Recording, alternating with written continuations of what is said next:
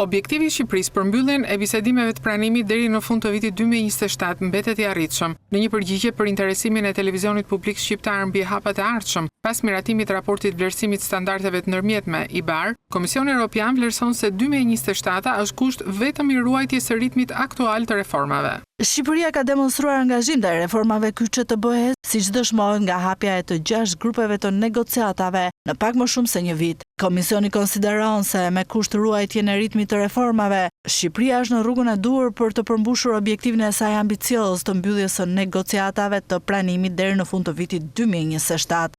Referuar procesit të miratimit të IBAR-it, Komisioni Evropian në përgjigjen e tij për rreth nënvizon se mbështetja për institucionet shqiptare do të vazhdojë, ndërsa përparësi mbetet zbatimi i reformave dhe parafrimi i mëtejshëm me legjislacionin evropian.